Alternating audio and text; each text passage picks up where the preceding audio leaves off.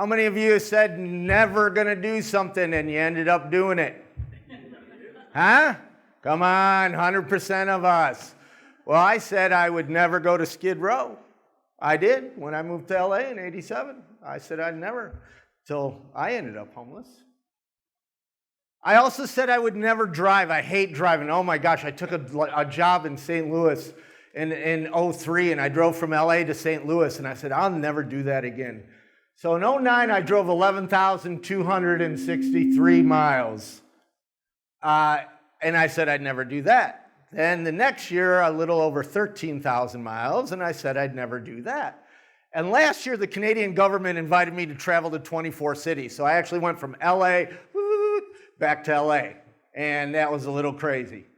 I also said I'd never Twitter. But every photo of me taken, I mean, Facebook is a good witness to all this, is me Twittering. That's the LA Times. You know, almost you saw me over here while I'm like addicted. I also said I'd never be homeless. That's the last known pitch. I'm lucky I'm from the generation that well, there wasn't even cell phones, but everybody didn't have cameras in their pockets. So there's not a whole lot of pictures of me when I was homeless. But you got to understand, before I was homeless, I had this great job in television syndication, getting the world such culturally enriched shows like Wheel of Fortune, Jeopardy, Married with Children, 21 Jump Street, St. Elsewhere. Now it was the manufacturing end, meaning I never met Vanna White, but I'm the guy that got the TV show to your TV set. And I ended up homeless on Hollywood, selling pictures of my iguana to tourists in front of the Chinese theater. So those overweight guys in Spider-Man outfits, I'm really sorry. We have an issue. And being visual, I love this photo because we know homeless is there. We know people are on the streets. We know the social crisis. But there's something that's pulling us away. There's something, whether we're too busy, we don't want to stop and feel their pain, other social norms, we move on. So when you see images like this and when you see people on the street, what do you think? Please, be honest. I was at a church and they said dirty, drug addict, mental illness. So when you see something like this, please, what do you think? Veterans? Anything else? Cold? Depression? Anybody else? Compassion? Life? Oh my gosh, you guys are a great crowd. We got to do this more often. Randy was looking for work for 4 years when I met him. Dale did 2 tours of Vietnam. All he said he can get from the VA is coffee and donuts. Rashid was at the World Trade Center at 9:38 in the morning on 9/11. He spent 4 years construction, rebuilding the World Trade Center, cleaning it up, developed health issues, lost his job, lost his apartment, lives in a park in New York. Drew is an engineer. His wife and daughter were killed by a drunk driver. He went on a tailspin, and when I met him in Tampa, Florida, there was no support to get him off the streets. She sleeps in her car with her 4 kids.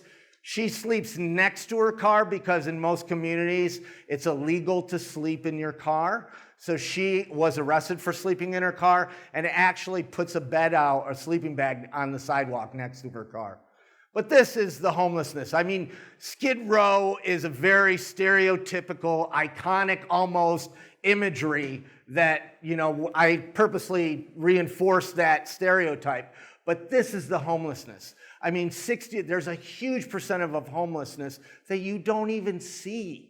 And these are people that are couch surfing and living in hotels and, you know, they're weekly rate hotels, and it's just, oh my gosh. I was in Arkansas, and a postman told me he's having trouble delivering the mail because so many families are living together. And that can be very challenging, and it is homelessness. These are actually children from working the winter shelter program here. This is my favorite photo I ever took of a family. I watched this dad carry his child for hours, not letting the feet touch the ground. I mean, I can't imagine raising a child in a homeless shelter. I just can't.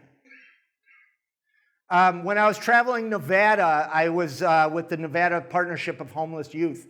And I asked them, I said, what is your biggest crisis? What's your biggest issue? And they said, families downsizing. And I mean, it didn't really even hit me. Families downsizing, what, they're getting a new car or something? Nevada is number 2 hotspot of homelessness in America, and they got hit really hard with the economy. And families are actually moving from their 3-bedroom house to a 1-bedroom apartment, kicking out their oldest kids. That really didn't hit home to me until I met her in a shelter in Detroit where her mother just dropped her off. We met, this was his 18th birthday and his first night homeless. But there's a woman, her name's Angela, that I met under a bridge. This is where she lives in Atlanta. Angela, we're here in Atlanta, Georgia, under a bridge. You're living out here homeless. What's it like? Not good. But I'm surviving. I'm living. How do you survive?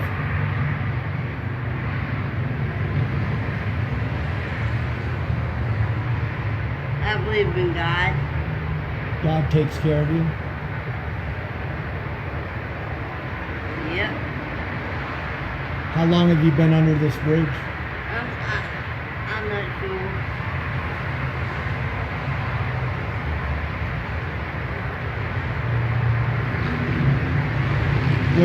How do you occupy a day? Go to church.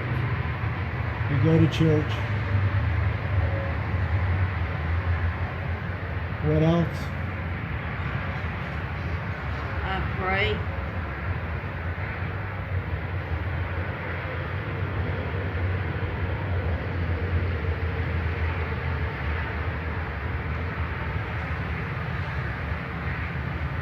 What's your future like?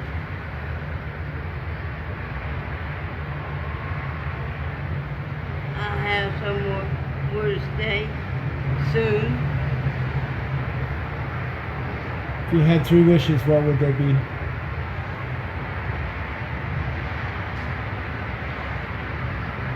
Good question. I'm not sure. I'm not sure. Well, thank you very much for talking to me. You're welcome. Y'all have a good day. You too, Angela. So how Angela changed me is behind the scenes, I was with a church group. Now I'm a Christian. I have to state that because, and you don't have to be a social worker to know Angela's at risk. She's dying underneath that bridge. So I turned to the church group. I said, what are you doing for her? And they said, we're bringing her sandwiches. And it was that moment that I realized sandwiches aren't enough. We need housing, jobs, and health services. Housing, jobs, and health services. Housing, jobs, and health services.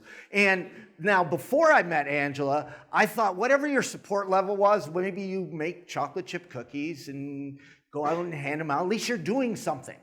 And, I literally know a mom and her daughter that actually bake chocolate chip cookies and they take them to the shelter. And that's the point. After Angela, if your support system is just making chocolate chip cookies, then take them to a homeless shelter. Don't go and randomly hand them out.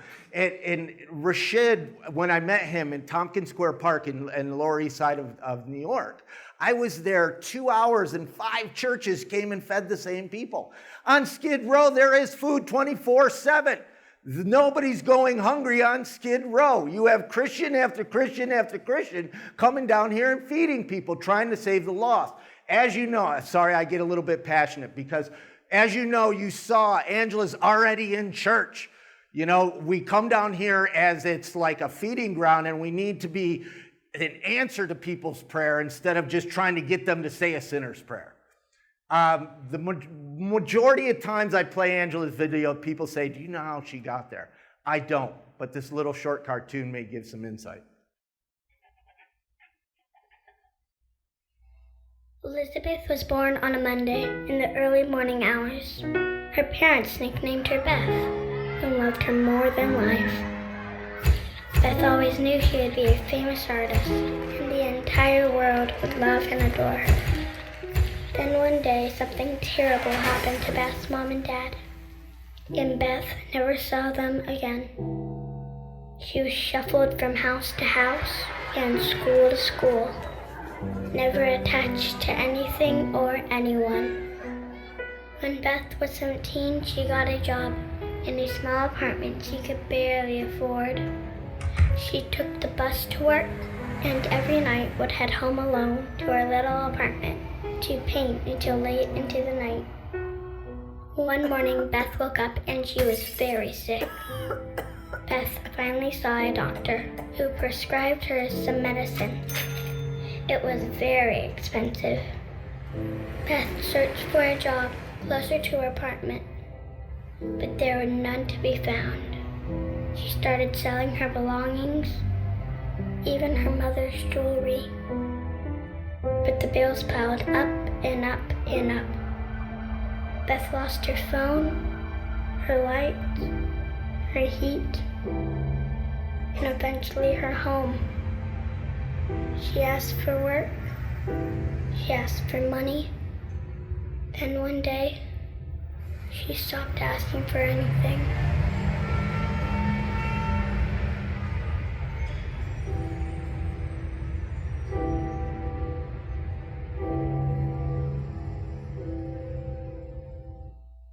So there's another part of the story. I rebuilt my life from being homeless on Hollywood Boulevard to a 3-bedroom house and new car in the garage and 780 credit score and diesel jeans and tag watches, and life's going on, and this thing called the economy tanked. So layoff, layoff, layoff, layoff, layoff, foreclosure, layoff, layoff. Really nobody would hire me except Natalie in the back, who's the executive director of Essentia, which is a homeless shelter in Glendale. So here I am, this television marketing guy, but it was, the only gig. But all I had pretty much left was a camera, an iPhone, and a bag of socks. So I started this thing called InvisiblePeople.tv, and I started traveling literally around the world, interviewing homeless people, empowering homeless people to tell their own stories. Early on, I started getting some signs that it was working. This is from America's Next Top Model. Now, you don't have to be a rocket scientist. Models and homelessness normally don't mix. But here this girl writes, I was taught to call homeless people bums, to ignore them, to be afraid of them. Because of InvisiblePeople.tv, I learned they're like everyone else and they need help, not to be ignored. So, at the time, I thought the whole thing was crazy. Honestly, I still think it's a little crazy. But I couldn't edit the videos. So they're raw and edited, and I didn't think anybody would watch them. But literally, we're about to pass 3 million video views on YouTube.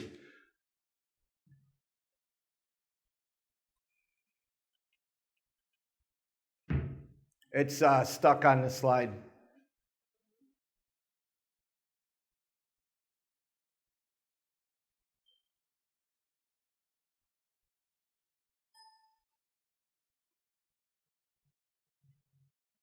Yeah. Los Angeles Fire Department.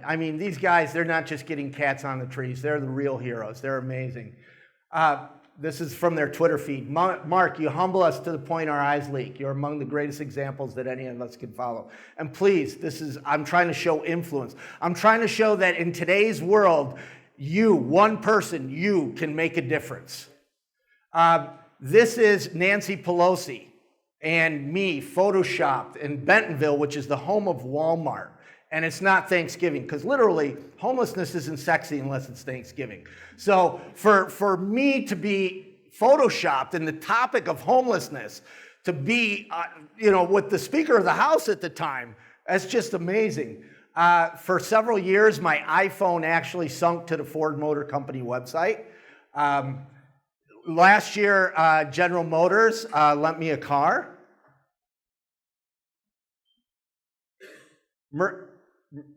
Murphy Oil gave me a years of gas. With General Motors, it was so awesome because we did branded events. So this is Pittsburgh, and donors filled up all this stuff. They came and, gave toilet paper and everything else. And then I showed up in Pittsburgh and drove it to the homeless shelter. So, and you know, if you don't know the return on investment on cause marketing, it's huge. But one thing that never gets talked about, look at the smiles on the employee's face. I mean, they were just so happy to be a part of, and I'm very grateful for General Motors for making all that happen. This is a sock giveaway with Hanes for the last 3 years. Hanes has helped me with socks to be able to give out to homeless people because everybody's giving food and socks are like gold out on the streets. Kenneth Cole has used my videos. Tyson Foods has used my videos. August 26th, not last year, the year before, YouTube gave me their homepage for a day. 1.6 million people that would have never rolled down their window to say hello to a homeless man in an exit ramp had a positive interaction with a homeless person. Not this year, last year again, I get a call from Google. And they're doing a thing with President Obama after the State of the Union address, and they said, would you go and interview homeless people so we could play for President Obama? And it was truly amazing. One, Google is really cool, but they did it in, you know, they couldn't get any market share from it. They really wanted people in poverty to have a voice. And again, you know, Google's blogged about me a couple times. It's almost as good as being in the Bible. And again, here I am, just, you know, a guy with a bag of socks, camera, iPhone, Twitter, Facebook, YouTube. Remember how I said I'd never Twitter? That's me speaking at Twitter. I'm the first cause to ever be invited to speak at Twitter. But this is the stuff I like. I'm going through Baton Rouge, and a tugboat operator said, Brother Mark, we got 50 homeless kids that don't have shoes. Well, within an hour in the social media network, they all had brand new shoes. This is Don. Don is the first person housed because of InvisiblePeople.tv. This program was started. It is now, Don was a single dad, and he only has 33% use of his heart. And because of invisible people going through the community started a housing program that is now, last I knew, housed 6 families. This is David. I love this story because it shows, again, that one person can make a difference. I spoke at an event. David was there. He's homeless. He struck up a friendship with another individual. The individual took him out to breakfast and helped him find a job and helped him find a place to stay.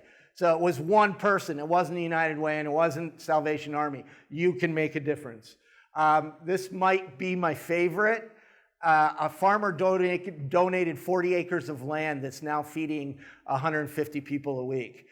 If that's not cool enough, these are kids from a homeless youth shelter working the farm. You know, again, one person can make a difference. Donnie, I met Donnie. He was 21 years homeless. After his YouTube video, he was housed. This last year, I got to spend a little bit of time with Donnie in his apartment. By the way, his cat just had kittens. Terry Pettigrew, I met him. He was homeless for 50 years, since 8 years old. He was 58 years old when this was taken, and he was dying of cancer. He was a huge encouragement to me because here he was homeless, dying of cancer.